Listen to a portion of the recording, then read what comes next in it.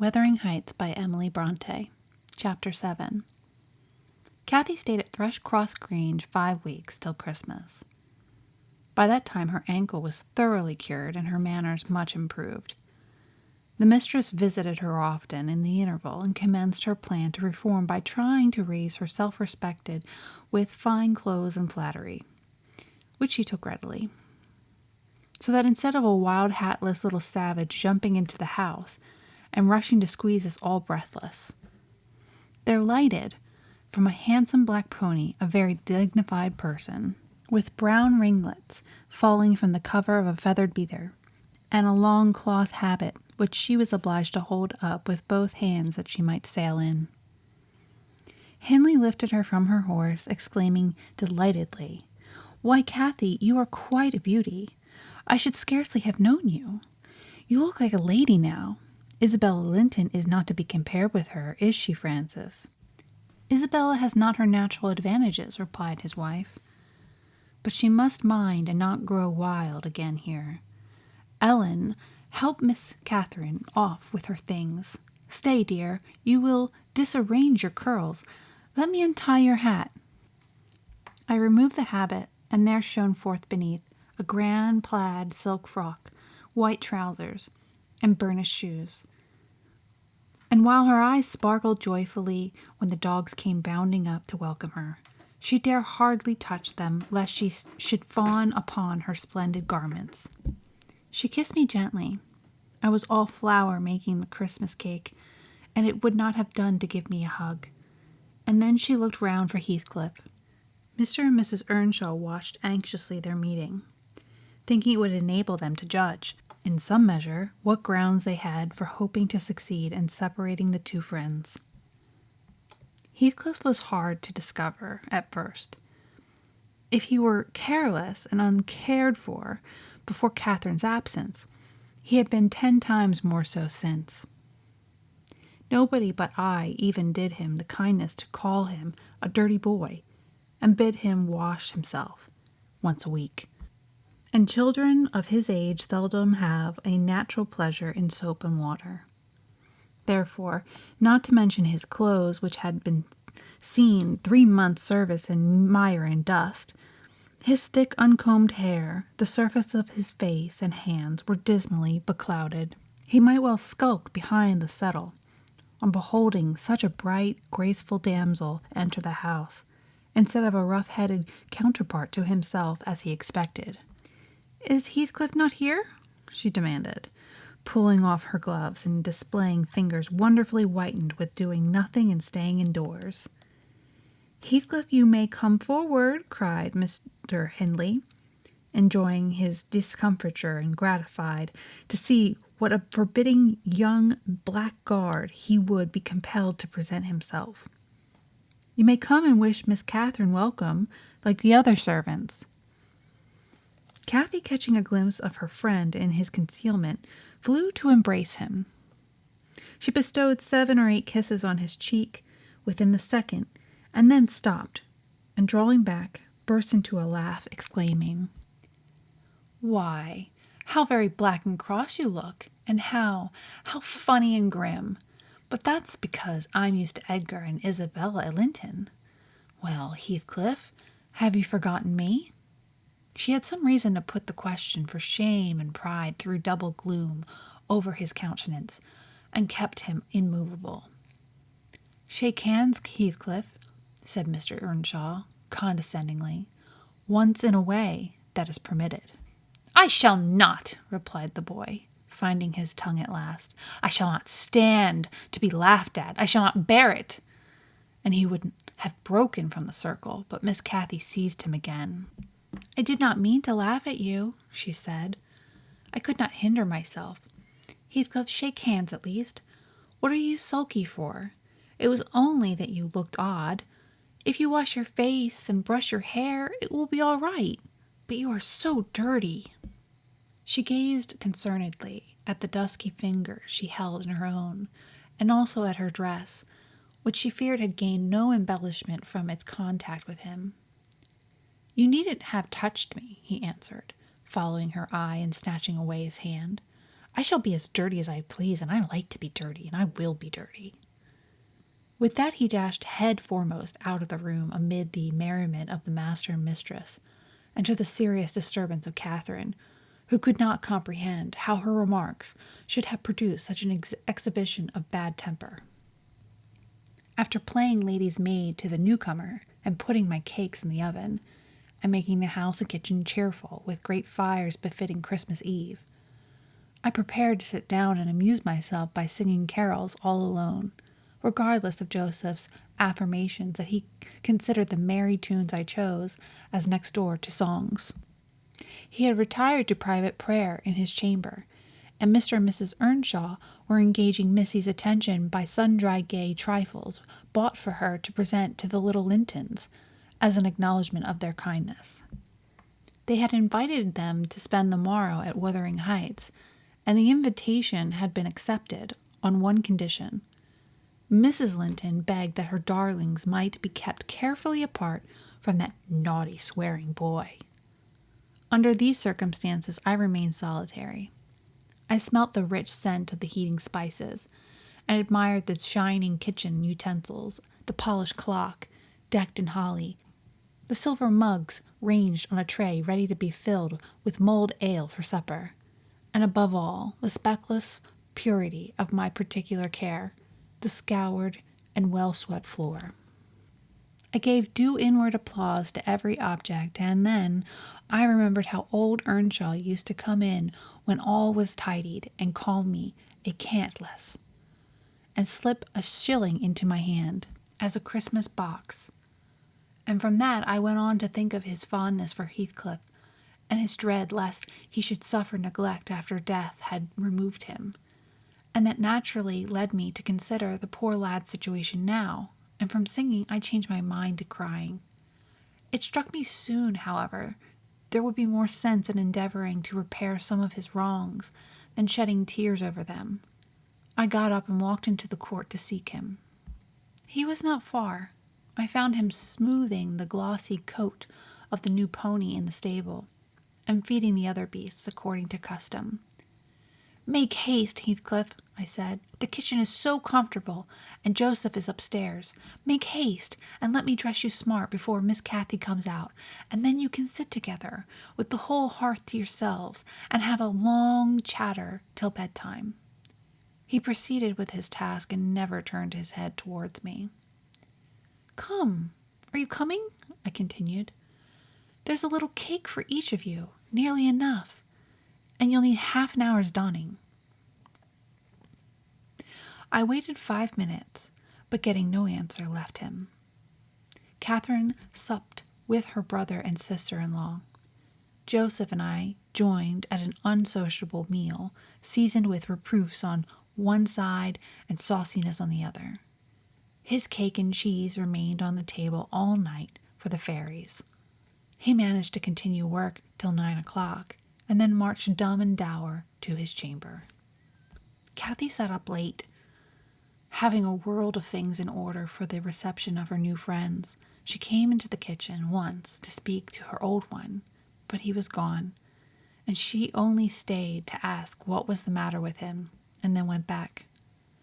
In the morning he rose early, and as it was a holiday, carried his ill humor onto the moors, not reappearing till the family were departed for church. Fasting and reflection seemed to have brought him to a better spirit.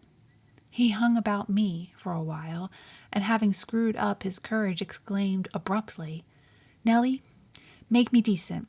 I'm going to be good." "High time, Heathcliff," I said. "You have grieved Catherine. She's sorry you ever came home, I dare say. It looks as if you envied her, because she is more thought of than you." The notion of envying Catherine was incomprehensible to him, but the notion of grieving her he understood clearly enough. "Did she say she was grieved?" he inquired, looking very serious. "She cried when I told her you were off again this morning." "Well, I cried last night," he returned, "and I had more reason to cry than she." "Yes, you had the reason of going to bed with a proud heart and an empty stomach," said I. Proud people breed sad sorrows for themselves. But if you be ashamed of your touchiness, you must ask pardon, mind, when she comes in. You must go up and offer to kiss her and say, you know best what to say, only to do it heartily, and not as if you thought her converted into a stranger by her grand dress. And now, though I have dinner to get ready, I'll steal time to arrange you so that Edgar Linton shall look quite a doll beside you. And that he does. You are younger, and yet, I'll be bound, you are taller and twice as broad across the shoulders. You could knock him down in a twinkling. Don't you feel that you could? Heathcliff's face brightened a moment. Then it was overcast afresh, and he sighed. But Nelly, if I knocked him down 20 times, that wouldn't make him less handsome or me more so. I wish I had light hair and a fair skin, and was dressed and behaved as well, and had a chance of being as rich as he will be. And cried for mamma at every turn, I added, and trembled if a country lad heaved his fist against you, and sat at home all day for a shower of rain. Oh, Heathcliff, you are showing a poor spirit. Come to the glass, and I'll let you see what you should wish. Do you mark those 2 lines between your eyes, and those thick brows, that instead of rising arched, sink in the middle, and that couple of black fiends so deeply buried, who never open their windows boldly, but lurk glintingly under them, like devil's spies? Wish and learn to smooth away the surly wrinkles, to raise your lids frankly, and change the fiends to confident, innocent angels, suspecting and doubting nothing, and always seeing friends where they are not sure of foes. Don't get the expression of a vicious cure that appears to know the kicks it gets as its dessert, and yet hates all the world as well as the kicker for what it suffers. In other words, I must wish for Edgar Linton's great blue eyes and even forehead, he replied. I do, and that won't help me to them. A good heart will help you to a bonny face, my lad, I continued. If you were a regular black, and a bad one will turn the bonniest into something worse than ugly. And now that we've done washing and combing and sulking, tell me whether you don't think yourself rather handsome. I'll tell you, I do. You're fit for a prince in disguise. Who knows? But your father was Emperor of China and your mother an Indian queen, each of them able to buy up with 1 week's income, Wuthering Heights and Thrushcross Grange together. And you were kidnapped by wicked sailors and brought to England. Were I in your place, I would frame high notions of my birth, and the thoughts of what I was should give me courage and dignity to support the oppressions of a little farmer. So I chattered on, and Heathcliff gradually lost his frown and began to look quite pleasant, when all at once our conversation was interrupted by a rumbling sound moving up the road and entering the court. He ran to the window and I to the door, just in time to behold the 2 Lintons descend from the family carriage, smothered in cloaks and furs, and the Earnshaws dismount from their horses. They often rode to church in winter. Catherine took a hand of each of the children and brought them into the house, and set them before the fire, which quickly put color into their white faces. I urged my companion to hasten now, and show his amiable humor. He willingly obeyed. But ill luck would have it, as he opened the door leading from the kitchen on one side, Hindley opened it on the other. They met, and the master, irritated at seeing him clean and cheerful, or perhaps eager to keep his promise to Mrs. Linton, shoved him back with a sudden thrush, and angrily bade Joseph keep the fellow out of the room, send him into the garret till dinner is over.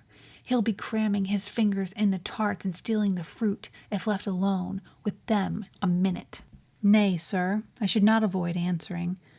He'll touch nothing, not me, and I suppose he must have his share of the dainties as well as we. He shall have his share of my hand if I catch him downstairs again till dark, cried Hindley. Begone, you vagabond! What, you are attempting the coxcomb, are you? Wait till I get hold of those elegant locks. See if I won't pull them a bit longer. They are long enough already, observed Master Linton, peeping from the doorway. I wonder they don't make his head ache. It's like a colt's mane over his eyes. He ventured this remark without any intention to insult, but Heathcliff's violent nature was not prepared to endure the appearance of impertinence from one whom he seemed to hate, even then as a rival. He seized a tureen of hot apple sauce, the first thing that came under his grip, and dashed it full against the speaker's face and neck, who instantly commenced a lament that brought Isabella and Catherine hurrying to the place. Mr. Earnshaw snatched up the culprit directly and conveyed him to his chamber, where doubtless he administered a rough remedy to cool the fit of passion, for he reappeared red and breathless. I got the dishcloth and rather spitefully scrubbed Edgar's nose and mouth, affirming it served him right to meddling. His sister began weeping to go home, and Cautley stood by confounded, blushing for all. You should not have spoken to him, she expostulated with Master Linton. He was in a bad temper, and now you've spoilt your visit, and he'll be flogged. I hate him to be flogged. I can't eat my dinner. Why did you speak to him, Edgar? I didn't, sobbed the youth, escaping from my hands and finishing the remainder of the purification with his cambric pocket handkerchief. I promised Mamma I wouldn't say one word to him, and I didn't. Well, don't cry, replied Catherine contemptuously. You're not killed. Don't make more mischief. My brother is coming. Be quiet. Give over, Isabella. Has anybody hurt you? There, there, children, to your seats, cried Hindley, bustling in. That brute of a lad has warmed me nicely. Next time, Master Edgar, take the law into your own fists. It will give you an appetite. The little party recovered its equanimity at sight of the fragrant feast. They were hungry after their ride and easily consoled, since no real harm had befallen them. Mr. Earnshaw carved bountiful platefuls, and the mistress made them merry with lively talk. I waited behind her chair and was pained to behold Catherine, with dry eyes and an indifferent air, commence cutting up the wing of a goose before her. An unfeeling child, I thought to myself. How lightly she dismisses her old playmate's troubles. I could not have imagined her to be so selfish. She lifted a mouthful to her lips. Then she set it down again. Her cheeks flushed and the tears gushed all over them. She slipped her fork to the floor and hastily dived under the cloth to conceal her emotion. I did not call her unfeeling long, for I perceived she was in purgatory throughout the day, and wearying to find an opportunity of getting by herself, or paying a visit to Heathcliff, who had been locked up by the master, as I discovered, on endeavoring to introduce to him a private mess of victuals. In the evening we had a dance. Cautley begged that she might be liberated then, as Isabella Linton had no partner. Her entreaties were in vain, and I was appointed to supply the deficiency. We got rid of all gloom in the excitement of the exercise, and our pleasure was increased by the arrival of the Gimmerton band, mustering 15 strong. A trumpet, a trombone, clarinets, bassoons, French horns, and a bass viol, besides singers. They got to the rounds of all the respectable houses and received contributions every Christmas, and we esteemed it a first-rate treat to hear them. After the usual carols had been sung, we set them to songs and glees. Mrs. Earnshaw loved the music, and so they gave us plenty. Catherine loved it too, but she said it sounded sweetest at the tops of the steps, and she went up in the dark. I followed.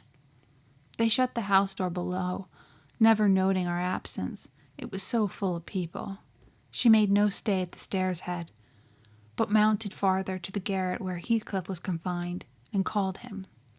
He stubbornly declined answering for a while. She persevered, and finally persuaded him to hold communion with her through the boards. I let the poor things converse unmolested, till I supposed the songs were going to cease and the singers to get some refreshment. Then I clambered up the stairs to warn her. Instead of finding her outside, I heard her voice within. The little monkey had crept up by the skylight of one garret, along the roof, into the skylight of the other, and it was with the utmost difficulty I could coax her out again. When she did come, Heathcliff came with her, and she insisted that I should take him into the kitchen, as my fellow servant had gone to a neighbour's to be removed from the sound of our devil's psalmody, as it pleased him to call it. I told them I intended by no means to encourage their tricks, but as the prisoner had never broken his fast since yesterday's dinner, I would wink at his cheating Mr. Hindley at that once. He went down. I set him a stool by the fire, and offered him a quantity of good things, but he was sick and could eat little, and my attempts to entertain him were thrown away. He leant his 2 elbows on his knees, and his chin on his hands, and remained wrapped in dumb meditation. On my inquiring the subject of his thoughts, he answered gravely, "I'm trying to settle how I shall pay Hindley back. I don't care how long I wait, if I can only do it at last. I hope he will not die before I do." "For shame, Heathcliff," said I. "It is for God to punish wicked people. We should learn to forgive." "No, God won't have the satisfaction that I shall," he returned. "I only wish I knew the best way. Let me alone and I'll plan it out. While I'm thinking of that, I don't feel pain. But, Mr. Lockwood, I forget these tales cannot divert you. I'm annoyed how I should dream of chattering on at such a rate, and your gruel cold, and you nodding for bed. I should have told Heathcliff's history, all that you need hear, in 6 words." Thus interrupting herself, the housekeeper rose, and proceeded to lay aside her sewing. But I felt incapable of moving from the hearth, and I was very far from nodding. "Sit still, Mrs. Dean," I cried. "Do sit still. Another half hour. You've done just right to tell the story leisurely. That is the method I like. And you must finish in the same style. I am interested in every character you have mentioned, more or less." "The clock is on the stroke of 11, sir." "No matter. I'm not accustomed to go to bed in the long hours. 1 or 2 is early enough for a person who lies till 10. "You shouldn't lie till 10. There's the very prime of the morning gone long before that time. A person who has not done 1/2 his day work by 10 o'clock runs a chance of leaving the other half undone. Nevertheless, Mrs. Dean, I resume your chair, because tomorrow I intend lengthening the night till afternoon. I prognosticate for myself an obstinate cold at least." "I hope not, sir." "Well, you must allow me to leap over some 3 years. During that space, Mrs. Earnshaw—" No, I'll allow nothing of the sort. Are you acquainted with the mood of mind in which, if you were seated alone and the cat licked its kitten on the rug before you, you would watch the operation so intently that Puss's neglect of one ear would put you strangely out of temper? A terrible lazy mood, I should say. On the contrary, a tiresomely active one. It is mine at present, and therefore continue minutely. I perceive that people in these regions acquire over people in towns the value that a spider in a dungeon does over a spider in a cottage, to their various occupants. And yet the deepened attraction is not entirely owing to the situation of the looker-on. They do live more in earnest, more in themselves, and less in surface change and frivolous external things. I could fancy a love for life here almost possible. And I was a fixed unbeliever in any love of years' standing. One state resembles settling a hungry man down to a single dish on which he may concentrate his entire appetite and do it justice, the other introducing him to a table laid out by French cooks. He can perhaps extract as much enjoyment from the whole, but each part is a mere atom in his regard and remembrance. "Oh, here we are the same as anywhere else when you get to know us," observed Mrs. Dean, somewhat puzzled at my speech. "Excuse me," I responded. "You, my good friend, are a striking evidence against that assertion. Excepting a few provincialisms of slight consequence, you have no marks of the manners that I am habituated to consider as peculiar to your class. I am sure you have thought a great deal more than the generality of servants think. You have been compelled to cultivate your reflective faculties for want of occasion for frittering your life away in silly trifles." Mrs. Dean laughed. "I certainly esteem myself a steady, reasonable kind of body," she said. "Not exactly from living among the hills and seeing one set of faces and one series of actions from year's end to year's end. But I have undergone a sharp discipline which has taught me wisdom, and then I have read more than you would fancy, Mr. Lockwood. You could not open a book in this library that I have not looked into, and got something out of it also, unless it be that range of Greek and Latin and that of French, and those I know one from the other. It is as much as you can expect of a poor man's daughter. However, if I am to follow my story in true gossip's fashion, I had better go on, and instead of leaping 3 years, I will be content to pass to the next summer, the summer of 1778, that is nearly 23 years ago."